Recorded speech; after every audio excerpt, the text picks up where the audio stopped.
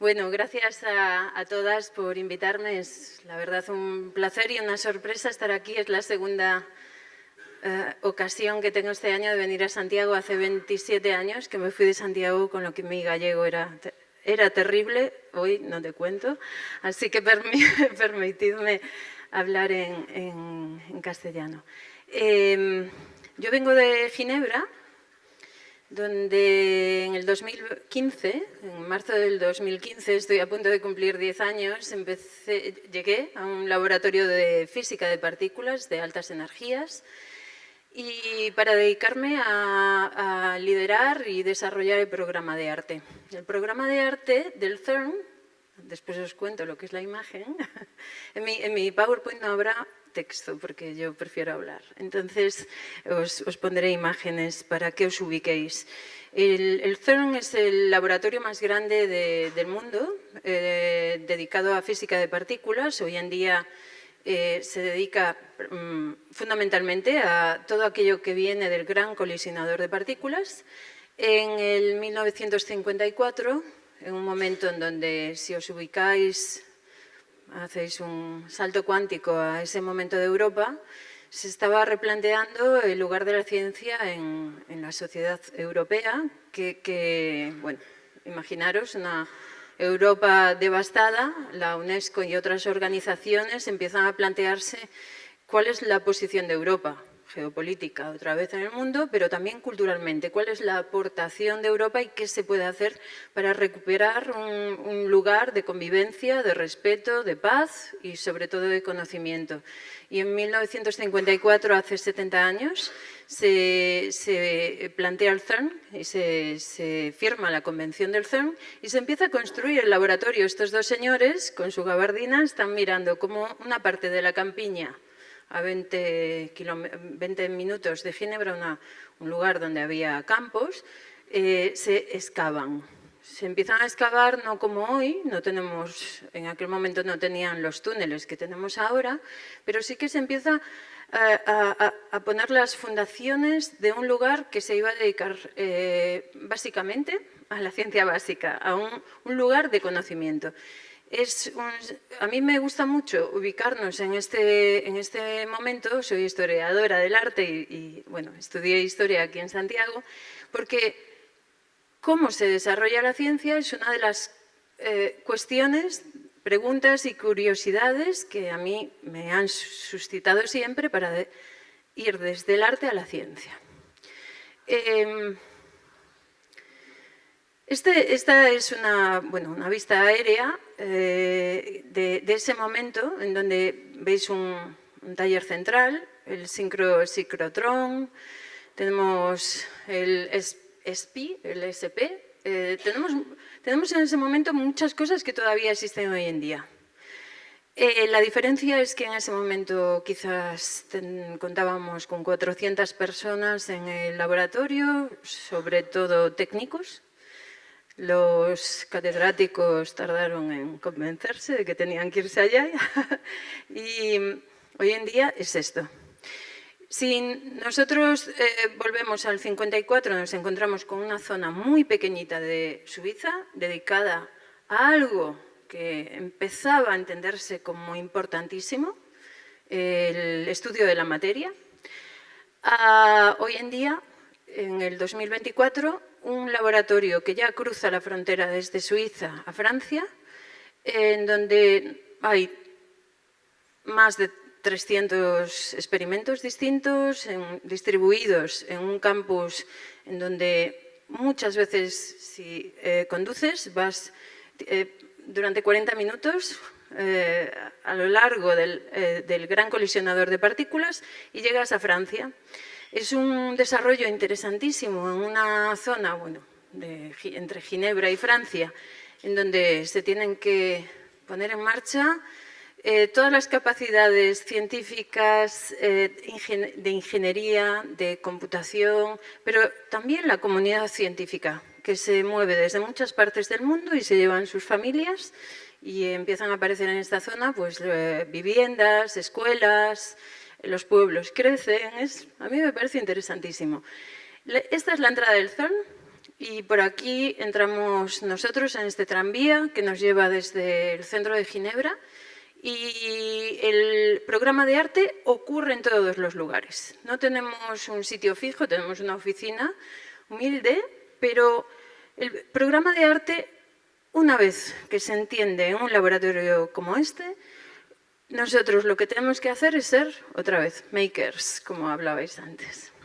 Entender a qué se dedica la ciencia, qué ocurre en los experimentos, ya no solo en los experimentos, pero también en aquellos lugares donde se está testando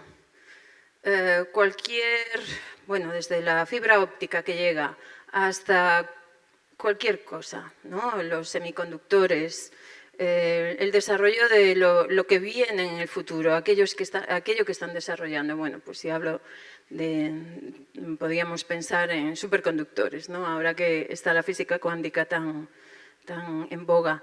O también nos encontramos con zonas dedicadas completamente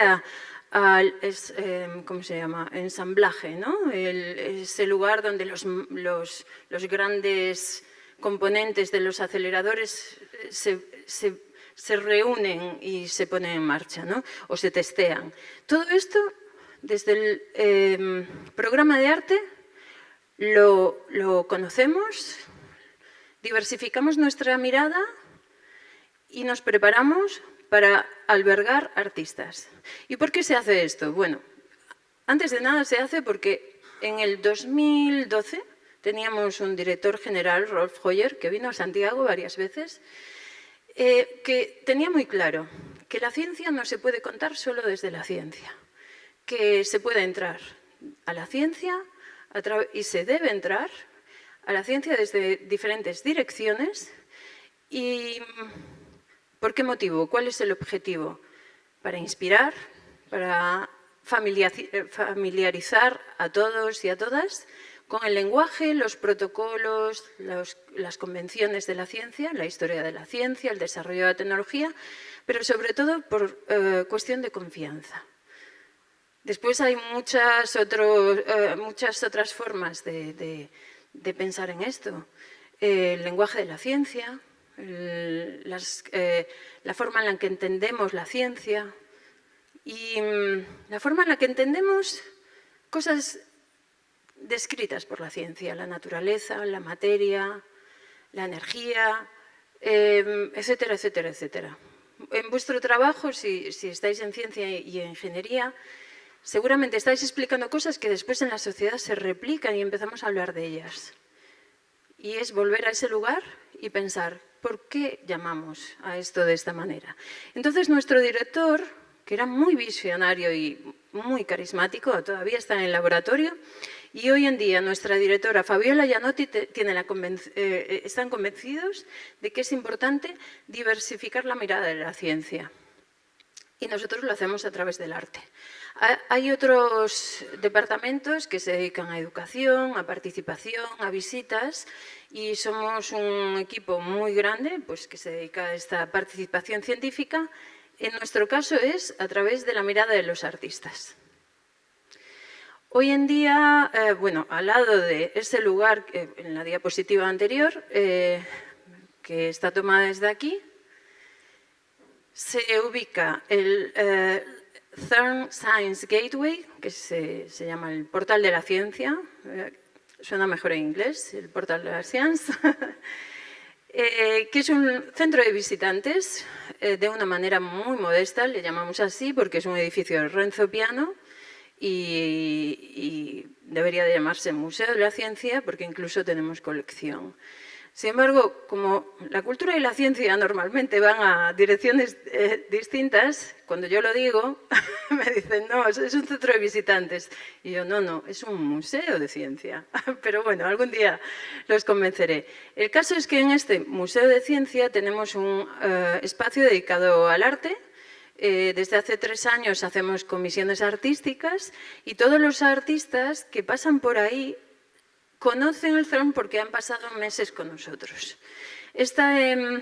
Aproximar estos dos mundos es importantísimo para nosotros porque de ninguna manera queremos una interpretación alejada que utilice símiles, metáforas, que no sea parte de un diálogo y una colaboración significativa.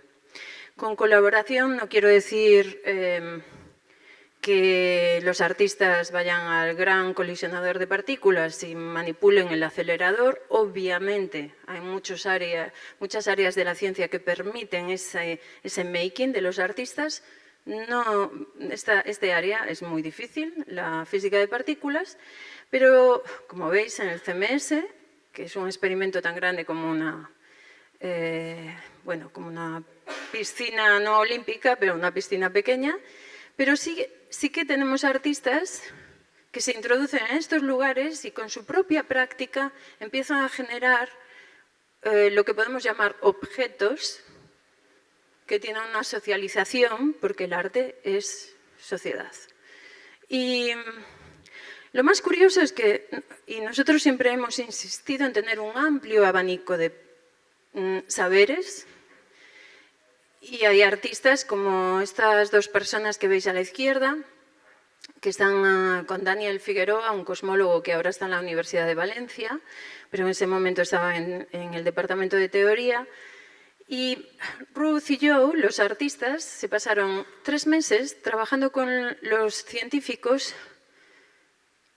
Más que trabajar era capturar información, de manera que tuvieran algo con lo que potenciar ese lenguaje, ¿no?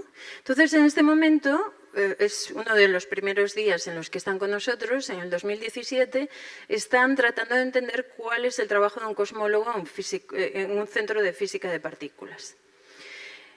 Los artistas, en este caso, trabajan muy próximos al hecho científico. Ruth y yo están interesadísimos en qué es el fenómeno de la ciencia, o sea, ¿qué produce esto? ¿Cómo nos cambia la percepción en torno a la naturaleza? Y han producido, ahora mismo tenemos 4 obras de ellos, porque una vez que se van, nosotros tratamos de que los artistas formen parte de un sistema de relaciones, de conocimiento, de todavía estar juntos y en donde se le puedan apoyar, ya no solo en el CERN, pero en otros centros también, para continuar pues, su emprendeduría en la ciencia. Uy, ¿qué ha pasado? Ah, no, esto es una película, no la voy a poner porque es larguísima. Sí. Es una de las películas de Semiconductor, pero si estuvierais interesados, pues yo os la podría pasar. Sí, ¿quieres? Vale, es que es muy bonita, la verdad, sí. ¿Cómo? A ver, vuelvo aquí, sí. A ver. Bueno, vale, pues nos ponemos la película, porque la verdad siempre uno se queda más con las imágenes. Esta película la hicieron a partir de pasar mucho tiempo con cámaras en un espacio, sobre todo es este espacio, pero utilizaron otros, que le llamamos el Large Magnet Facility. De hecho, la comunidad española del CERN trabaja mucho en este área, en el centro donde se trabajan los imanes, ¿no? Los imanes a gran escala. Pusieron la cámara en estos lugares, sobre todo dedicados a ingeniería mecánica y lo pusieron en contraposición con 2 voces que escucharemos, que están en inglés, pero no sé si tengo los subtítulos en español, la verdad, que son 2 personas muy importantes en el departamento de teoría. Uno es Luis Álvarez Gaume, un físico de Madrid, originario de Madrid, que ahora es director en el Simons Center de Nueva York, en Stony Brook, y John Ellis. John Ellis se ha dedicado durante muchos años a una teoría muy contestada ahora mismo, que es la supersimetría. Mientras Luis y John hablan de cómo ellos trabajan como físicos teóricos, lo que vemos es el trabajo importantísimo para llegar a esos niveles de precisión, bueno, de complejidad y precisión que necesita cualquier máquina de estas. Y yo, escuchando antes a Eduardo y a Yaiza, me doy cuenta de que lo que representa nuestra era es precisamente eso.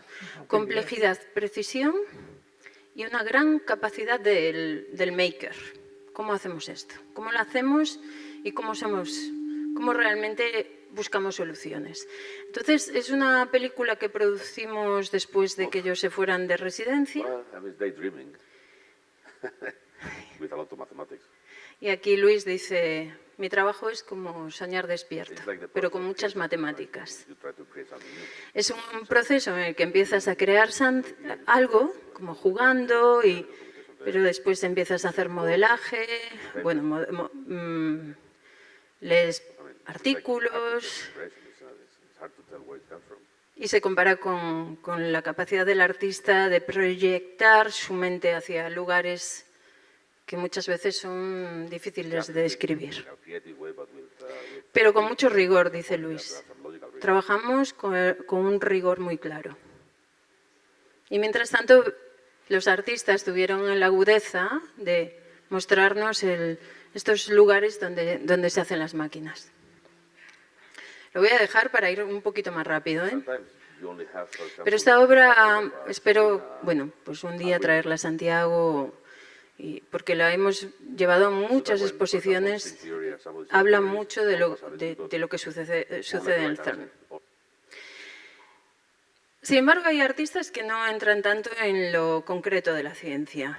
Nosotros le damos ¿cómo se dice? Una carta blanca, ¿no?, al artista. No pretendemos para nada que el artista venga a comunicar ciencia, porque tenemos otras herramientas para eso. En el 1973, el año en el que yo nací, este artista, James Lee Byers, en el 72 y después vino otra vez en el 73. En el 72, él aparece en la portada del Saint-Courier. El Saint-Courier es la revista de física de partículas de todo el mundo. Se distribuye en todo el mundo. Un artista en el 72 aparece en la portada. Le das la vuelta, en la contraportada pone en letra pequeña: este verano tuvimos un visitante muy curioso, James Lee Byers, artista en residencia. Fue increíble, esto no ha vuelto a pasar. En los 70 realmente fue un momento, y lo dice Peter Gallison, un historiador de la ciencia de Harvard, fue un momento en donde el laboratorio se transforma.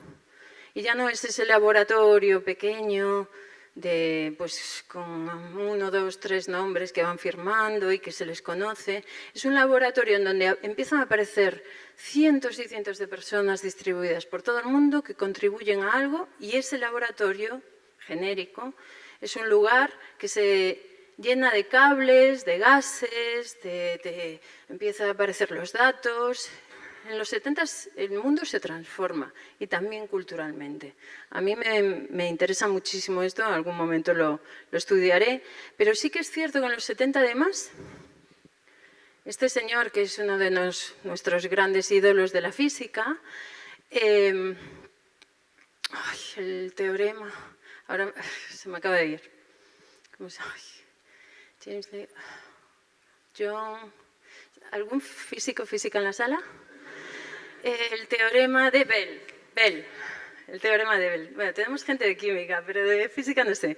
Bueno, cuando James Lee Byers estaba por ahí paseando, mirando el cielo, era absolutamente abstracto. Su planteamiento era mucho de mi cuerpo, con las estrellas, el universo allá afuera.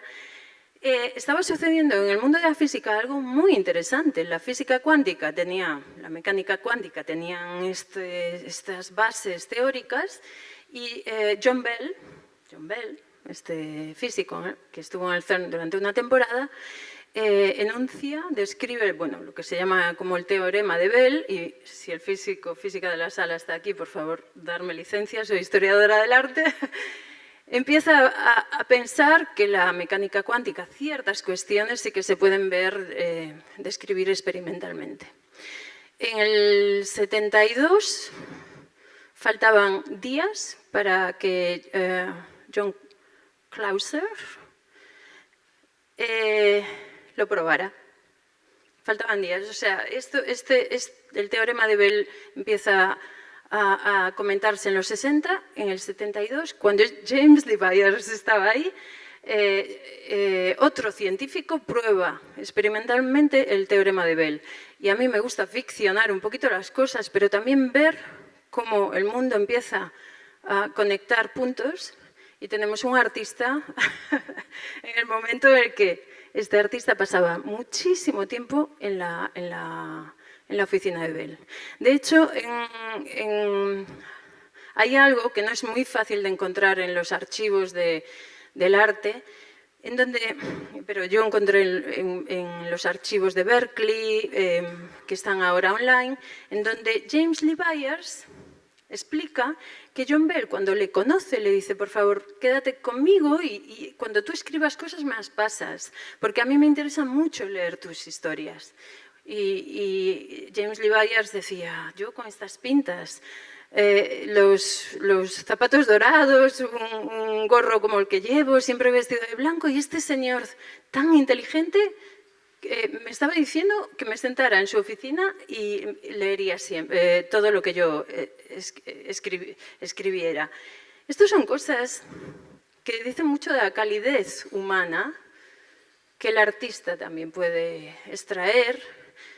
No es lo mismo que yo vaya allí, os lo cuente, que a mí también me ocurre muchas veces, sino que el arte, a pesar de que muchas veces pensamos que está en un lugar marginal, permite generar conciencia y valor y cohesión social cuando nos cuenta lo que sucede en lugares como el CERN.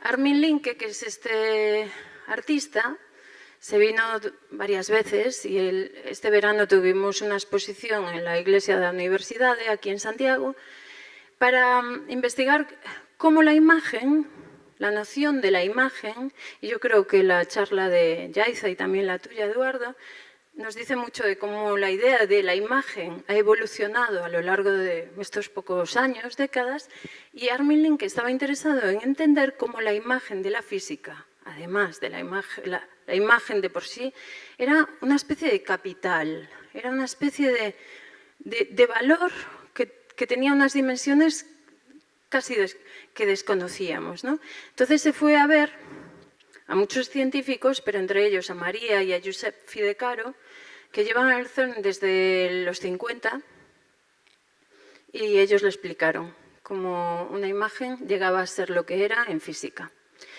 María Fidecaro, en concreto, cuando era muy joven, al principio de su carrera, y ya unos años después se vino al CERN, le contaba que ella, con su equipo, en la Universidad de Pisa, tenían un experimento en las faldas del Cervino, del monte, tenían que subir con los aparatos para tratar de entender el fenómeno de los rayos cósmicos.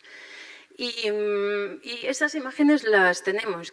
¿Qué pasa? Que no son imágenes, son datos, son puntos en un papel, unas coordenadas. Y entonces Armin Linke pasó mucho tiempo trabajando con estos científicos. Y finalmente hicimos una exposición en varios sitios y vino aquí también a Santiago. Bueno, estas son las cosas que suceden. Aquí vemos algunas de las imágenes, detectores que se llevarán al Centro Pompidou. Estas son algunas de las cosas que yo hago. Y ya para acabar, porque me quedan como 4 minutos, ¿no? Una tercera artista. Os he explicado, bueno, cuarta artista. Ruth y Joe, James Lee Byers, Armin Linke, y ahora tenemos Lea Porsagar.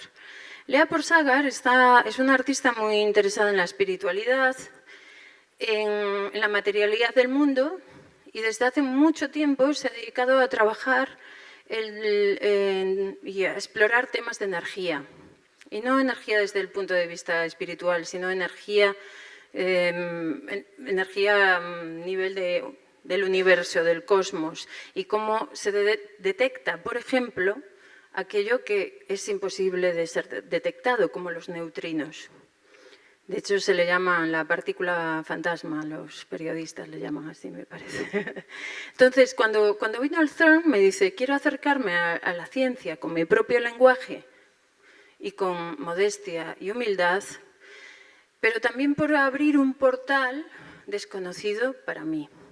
Y me pidió que fuéramos a muchos sitios en donde había máquinas. Y nosotros tenemos un gran archivo, bueno, yo le llamo archivo, pero es una colección histórica de aquellas máquinas que ahora ya no tienen radiación, que se puede manipular. Y tenemos esto, el cuerno del neutrino. Fue un invento de una cámara de vacío, creo que se llama así, vacuum pipe. Bueno, un cuerno de vacío, en donde es bastante rudimentario, parece, pero parece que es la única y la primera forma de detectar esta bajísima energía que tienen los neutrinos. Lo que hizo Lea es, bueno, establecer un viaje en torno al interior de esta cámara y generó una película de realidad virtual en donde invitaba a la gente a introducirse en este tercer ojo. Bueno, estos son, aquí tenemos la película.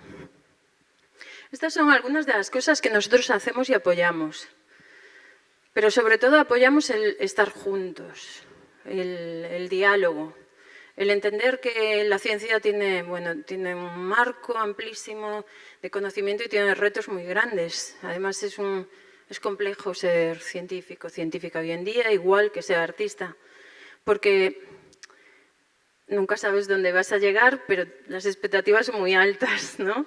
Y las máquinas, el desarrollo, las soluciones son imprescindibles. Entonces, bueno, en esto se basa la exposición que nosotros tenemos en el Science Gateway, que se llama Explorando lo desconocido, y si venís a Ginebra estáis invitados a verla.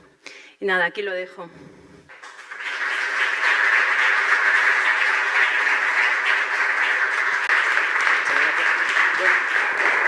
No sé si hay alguna pregunta, nos daría tiempo a una rápida.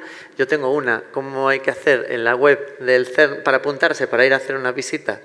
Bueno, está abierto. El CERN es un sitio que es muy fácil entrar. ¿Sí?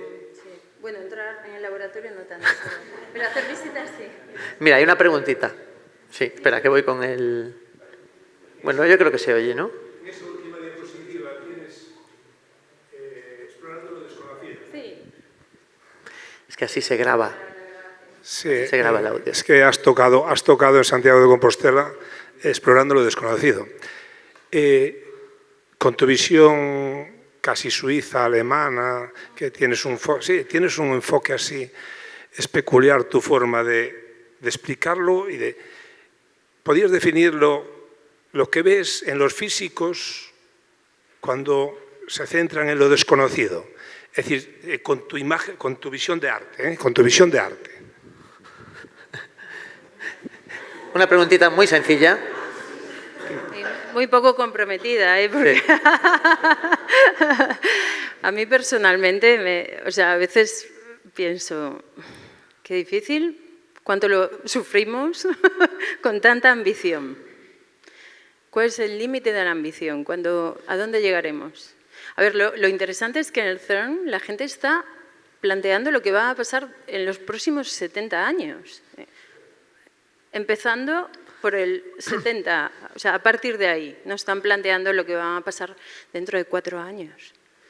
Y esto me parece extraordinario, es una escala temporal increíble, increíble. Entonces, eso es lo que veo. Pero después nosotros también tratamos de acercarnos, lo desconocido en sí, se resume en lo que John Ellis, una de las personas que hablaba en el documental, cuando yo le pregunté, John, ¿cuáles son los límites del conocimiento?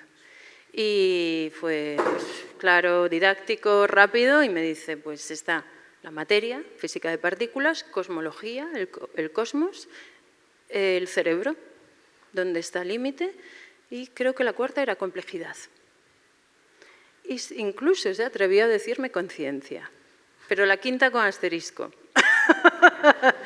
Entonces, yo creo que ese es el desconocido, pero es bueno, una tarea... Sí, sí. Muy bien, muchas gracias. Pues otro aplauso. Te vamos a hacer entrega de la nuestra mascota, la Maker Faire.